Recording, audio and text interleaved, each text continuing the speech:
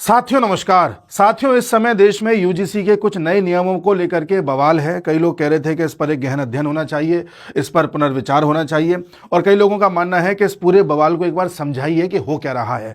तो इस वीडियो में हम यही समझते हैं, एक एक करके पूरा स्ट्रक्चर जानने का प्रयास करते हैं कि आखिर ऐसा क्या कर दिया सरकार ने जिसकी वजह से बवाल हो रहा है। तो सबसे पहले तो ये जानते हैं कि यूजीसी है क्या। देखिए, हमारे देश में जितनी भी यूनिवर्सिटीज हैं उनको मान्यता देना, उनको ग्रांट देना, उनको ये बताना कि किस तरह का आपके यहाँ पर एजुकेशन का स्ट्रक्चर होगा, किस तरह से आपके यहाँ पर प्रोफेसर्स की एंट्री होगी, यानी कि किस तरह से उनका चुनाव होगा, किस तरह से स्टूडेंट्स को नियम कायदे कानूनों का पालन करना है, यानी कि कुछ ऐसी व्यवस्था जिससे यूनिवर्सिटीज एक फ्रेमवर्क में चल सके और हमारे देश में जो हायर एजुकेशन है वो सभी को उपलब्ध कराई जा सके, वो भी क्वालिटी हायर एजुकेशन उपलब्ध कराई जा सके। उसके लिए एक कमीशन बनाया गया था, यूनिवर्सिटी ग्रांट कमीशन, यूजीसी जिसे कहते हैं। एक्चुअल में ये 1945 में एक इसी टाइप का कमीशन बनाया गया था जो अलीगढ़, बनारस और दिल्ली यूनिवर्सिटी को देखता था। फिर 1947 में इसको विस्तारित करके सभी यूनिवर्सिटीज इसके अंतर्गत ला दी गई। उसके बाद 1948 में यूनिवर्सिटी एजुकेशन कमीशन बनाया गया जिसे डॉक्टर एस राधाकृष्णन लीड कर रहे थे, जो यह बताती थी कि किस तरह से यूके के मॉडल पर, यूनाइटेड किंगडम के मॉडल पर हमें अपने देश में भी एक इस तरह का कमीशन बनाना चाहिए। यानी धीरे धीरे यह बन रहा है। पहले 3-4 यूनिवर्सिटीज, फिर देश की यूनिवर्सिटीज, फिर यूके का मॉडल भी उसमें लाया गया। ठीक है। उसके बाद 1952 में हमारी गवर्नमेंट ने यूनिवर्सिटी ग्रांट कमीशन को तैयार किया और सभी सेंट्रल यूनिवर्सिटीज और हायर एजुकेशन इंस्टीट्यूट्स इसके अंतर्गत आए। फिर इनॉग्रेट किया गया हमारे मौलाना अबू कलाम आजाद द्वारा 1953 में, और इसे स्टैच्यूरी बॉडी बना दिया गया 1956 में। यानी कि ये एक स्टैच्यूरी बॉडी है, जैसे कॉन्स्टिट्यूशनल बॉडी होती है जो संविधान में दर्ज होता है जिसके बारे में, ये स्टैच्यूरी होती है जो किसी एक्ट के जरिए लाई जाती है। तो 1956 में ये स्टैच्यूरी बॉडी बनकर के तैयार हो गई। ये बात आपको पता होनी चाहिए। अब आगे बढ़ते हैं। इसका हेडक्वार्टर कहां है? नई दिल्ली में है। अब ऐसा क्या हो गया कि जिसकी वजह से बवाल हो गया है? ऐसे कौन से नए इसने नियम ला दिए हैं, उस पर बात करते हैं। तो देखिए, हमारे शिक्षा मंत्री हैं धर्मेंद्र प्रधान, इनके संज्ञान में भी ये बात है कि किस तरह से हमारी यूनिवर्सिटीज में अलग अलग प्रकार से भेदभाव होते हैं बच्चों के साथ। किसी के साथ रिलीजन के बेस पर, किसी के साथ कास्ट के बेस पर, किसी के साथ रंग के भेद पर। इन अलग अलग भेदभावों पर लंबे समय से सरकार भी चर्चा कर रही थी। मतलब मोदी सरकार नहीं, पुरानी सरकार है, 1990 में भी चर्चाएं हुई हैं। सरकारें चर्चाएं कर रही थी, कमिटीज बन रही थी, और यह भी देखा गया कि केसेस लगातार होते रहे। पहले रैगिंग होती थी, फिर अब रैगिंग काफी हद तक बंद हो गई है। इस तरह का डिस्क्रिमिनेशन अभी भी चलता रहा। और 2016 में हमने देखा कि रोहित वेमुला का एक केस हुआ था जिसमें बताया गया कि उस छात्र ने अपनी आत्महत्या कर ली क्योंकि उसके साथ इस तरह का एक कास्ट बेस्ड डिस्क्रिमिनेशन हो रहा था। बाद में पाया गया कि वो झूठा केस था, वो असली वजह नहीं थी, तो हम उस सब में नहीं जाएंगे।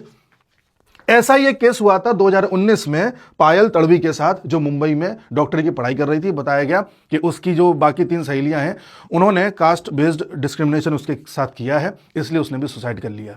तो ऐसे 2 बड़े जब केस हो गए तो हमारे देश में आवाज़ें जोर से उठने लगी कि भाई इस तरह से कॉलेजेस में अगर डिस्क्रिमिनेशन होगा तो कैसे काम चलेगा। फिर इंदिरा जयसिंह हैं, ये इन्होंने भी एक पिटीशन डाली कोर्ट में और इन्होंने कहा कि कोर्ट को संज्ञान लेना चाहिए। 2019 के बाद से, ध्यान से सुनना, असली मुद्दा अब स्टार्ट हो रहा है। 2019 के बाद से सुप्रीम कोर्ट ने इस मुद्दे को तेजी से सुनना स्टार्ट किया और सुप्रीम कोर्ट ने यूजीसी से कहा कि भाई आप कुछ ऐसे नियम कायदे कानून बनाओ। यूजीसी, आप ही सब यूनिवर्सिटीज के लिए नियम कायदे कानून बनाते हो, ऐसे नियम कायदे कानून बनाओ जिससे कि डिस्क्रिमिनेशन ना हो सके। यूजीसी ने कहा ठीक है, हम बनाते हैं। यूजीसी ये ड्राफ्ट बनाती रही। इस ड्राफ्ट को बनाने के बाद 2025 में दिखाया गया सुप्रीम कोर्ट को, फरवरी में दिखाया गया, अप्रैल में अप्रूवल मिला और इस साल 15 जनवरी से इन नियमों को लागू कर दिया गया। कई लोगों का कहना है कि अरे सरकार को तो पता ही नहीं था, सरकार हर चीज पर ध्यान थोड़ी देगी। तो अगर सरकार को पता नहीं था या सरकार के टॉप लेवल के नेताओं को पता नहीं था तो सरकार कर क्या रही थी? और सरकार अगर ध्यान नहीं दे रही थी तो बहुत बड़ी चूक है सरकार से। और अगर सरकार अभी भी इसको रोकने में कुछ काम नहीं कर रही है या किसी प्रकार से कोई संज्ञान नहीं ले रही है, तब भी बड़ी चूक है। अब इन नियम कायदे कानूनों में लिखा क्या है ऐसा, उस पर भी आते हैं। तो स्टूडेंट बड़े स्तर पर इसका विरोध कर रहे हैं कि भाई इन नियमों को हटाया जाए, इन रूल्स को हटाया जाए, और ये सरकार के गले की जो है एक तरीके से फांस बन गए कि ना निगल पा रहे हैं ना उगल पा रहे हैं। किस तरह के नियम हैं ये भी देख लेते हैं। देखिए, नियम ये कहते हैं, अच्छा, नियमों का नाम है एंटी डिस्क्रिमिनेशन रूल्स, ठीक है, भेदभाव नहीं होगा, इस तरह के नियम कायदे कानून। ये कह रहे हैं कि जो ब्रॉड कवरेज है कि कास्ट बेस्ड डिस्क्रिमिनेशन जो होता है वो अब हम नहीं होने देंगे यूनिवर्सिटी या कॉलेजेस में। किसके साथ होता है? एससी, एसटी, ओबीसी, इन सब के साथ जो होता है वो नहीं होने देंगे। अब इनको तो आपने चलिए बचा लिया, फिर इनके अलावा कौन बचा यूनिवर्सिटी में या कॉलेज में? जो जनरल कैटेगरी के होते हैं। अब जनरल कैटेगरी के पूरे कॉलेज में या यूनिवर्सिटी में ज्यादा से ज्यादा 10-12% लोग होंगे, यानी अब 90% लोग उन 10% लोगों पर भारी पड़ने वाले हैं। अगर वो 10% मतलब जिन पर भारी पड़ रहे हैं वो लड़का होना चाहिए और जनरल कैटेगरी का होना चाहिए। इसी बात पर बवाल हो रहा है कि वो 10% क्यों सहें, कितना सहें, कब तक सहें। वैसे तो कोई ऊंची और नीची जाति नहीं होती है, सब बराबर ही है, सबको यही मानना चाहिए। लेकिन बताया यह जाता है कि अब तक ये सो कॉल्ड उच्च जाति के लोग अपना वोट बैंक तैयार कर ही नहीं पाए, इसलिए सरकार भी अब इनके बारे में परवाह नहीं करती है। बाकी कहीं भी चले जाओ आपको वोट बैंक मिल जाएगा, मुसलमानों का अलग वोट बैंक है, दलितों का अलग वोट बैंक है, किसी का कुछ है, ऐसे करके बताया जाता है। ये जो सो कॉल्ड जनरल कैटेगरी सवर्ण जाति के लोग हैं, इनका तो कोई वोट बैंक ही नहीं है, तो सरकार इनकी परवाह क्यों करे, इस तरह से बात करी जाती है। ठीक है साहब। और देखिए, पॉलिटिक्स है, कोई भी सरकार हो, कोई भी पार्टी हो, वो वोट बैंक को भी ध्यान में रखते हैं, वोट बैंक को भी ध्यान में रखते हैं। वोट बैंक में दम हो तो सरकार कुछ भी करने को तैयार है। तो साहब, इसमें क्या बोला गया है कि अगर किसी के साथ caste, religion, race, gender, place of birth और डिसेबिलिटी के उस पर किसी तरह का कोई भेदभाव किया जा रहा है तो उसको शामिल किया गया है। इसमें, इन रूल्स में, मान लो किसी लड़के ने कहा कि मेरे साथ भेदभाव हुआ है, तो अब ये लड़का कहां जाए?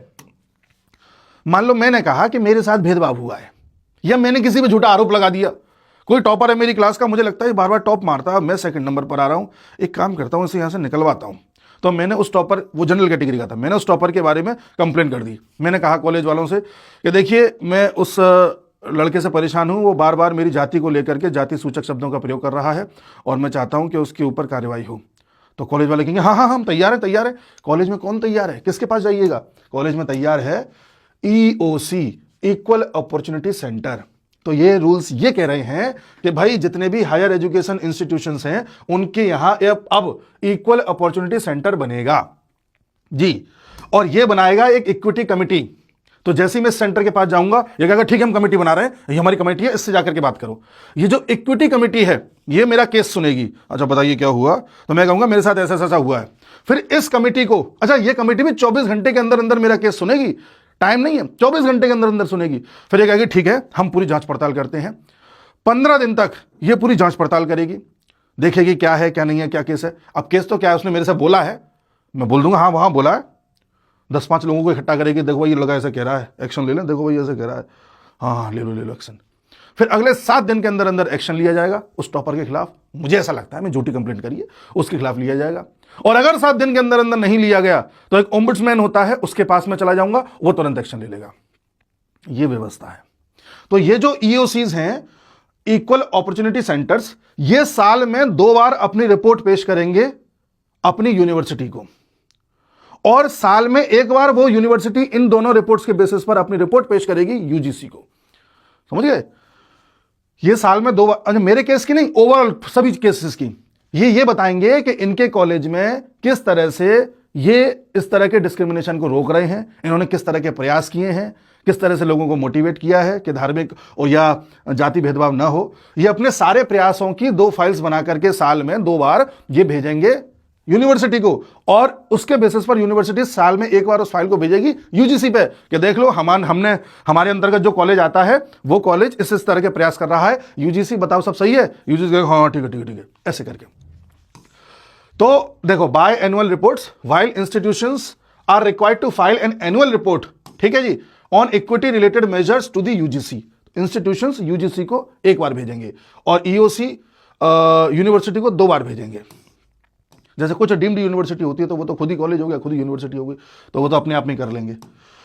ठीक है जी। अब नेशनल लेवल मॉनिटरिंग मैकेनिज्म भी है, UGC बनाएगा एक नेशनल मॉनिटरिंग कमिटी जिसमें स्टैट्यूटरी बॉडीज होंगी, अलग अलग तरह की सिविल सोसाइटीज होंगी, जो कि ये देखेंगी कि यूजीसी किस तरह से इन नियमों का इंप्लीमेंटेशन कर रहा है, किस तरह से कंप्लेंट्स का रिव्यू कर रहा है और किस तरह के प्रिवेंटिव मेजर्स अपनाए जाएं जिससे कि ये भेदभाव खत्म हो। ऐसी जांच बैठी हुई है या बैठने वाली है जिससे अजमल कसाब की जांच हो रही हो, क्या किसी आतंकी की जांच हो रही हो। इसी बात का बवाल है कि आपने किस बेसिस पर ऐसा नियम तैयार होने दिया जो एक पर्टिकुलर समाज के लोगों को बस दबाने के लिए बनाए। कोई भी आदमी जाकर के किसी भी बेसिस पर, मुझे नहीं पसंद आ रहा वो फलाना लड़का, मैं जाके बोल दूंगा कि ऐसा ऐसा उसने बोला है। कौन सा सबूत मांगने आ रहा है मेरे से? कोई जब बोलता है, उसने मुझे व्हाट्सएप मैसेज थोड़ी किया जो मैं सबूत के तौर पे दिखा दूंगा। बोला है उसने, मैं बोल दूंगा मैं हॉस्टल में रहता हूं, डेली आके शाम को ये मेरे को इस तरह से बोलते हैं, मेरा मजाक उड़ाते हैं। क्या कर लेगा कोई? क्या कर रही थी सरकार?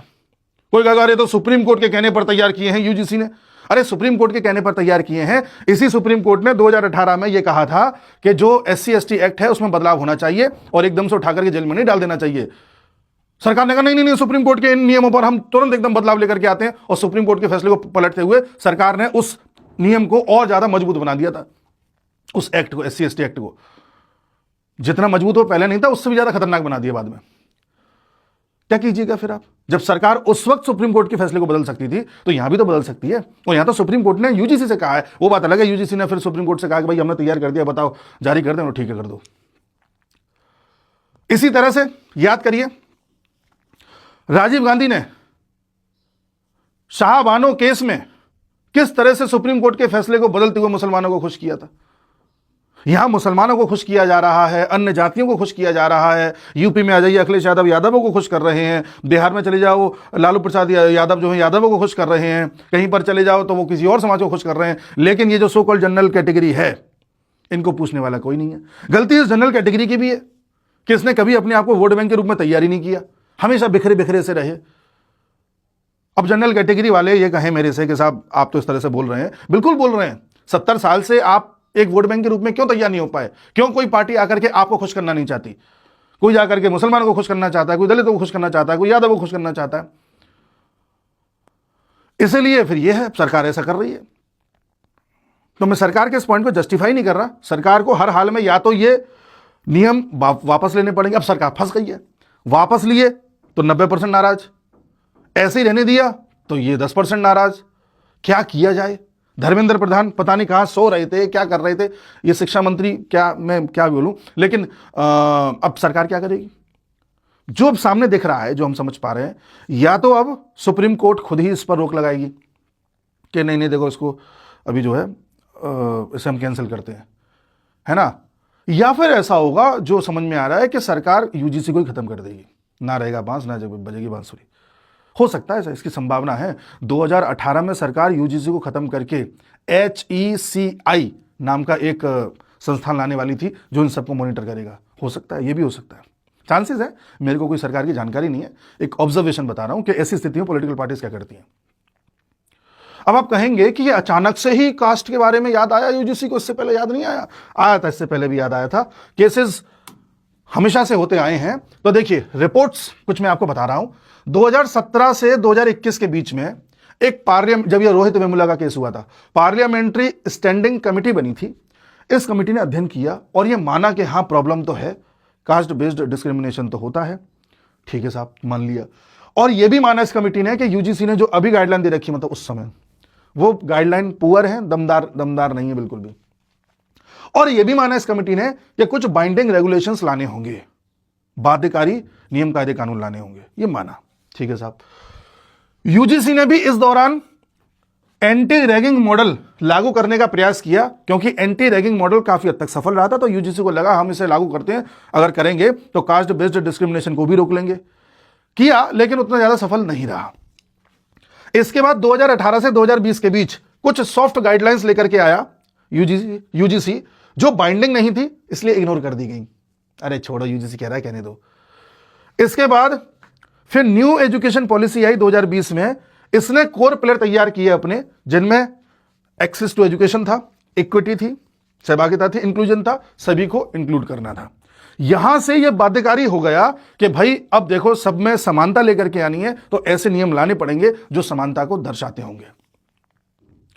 इसलिए ये पूरा प्रकरण चलता रहा और आज आप देख रहे हैं नतीजा, समानता ज्यादा ही आ गई। अब आप एक बात पूछेंगे कि क्या ये कॉलेजेस में, यूनिवर्सिटीज में लागू हो गया है मॉडल? नहीं हुआ है।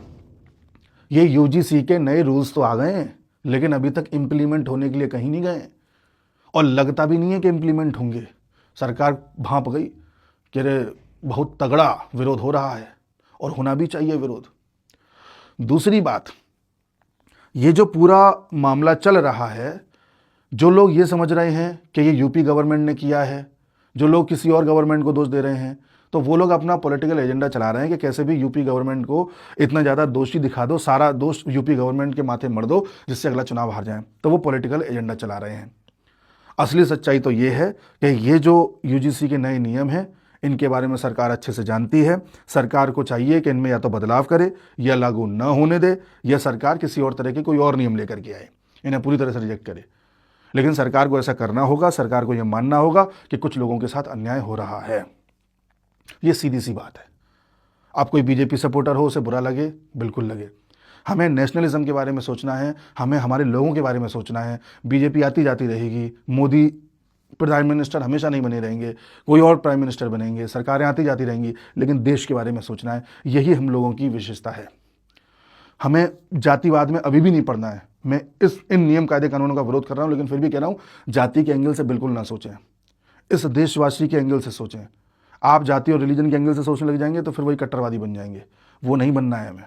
तो इसलिए हमें इनके बारे में सरकार को लगातार बताते रहना है, विरोध करते रहना है लगातार।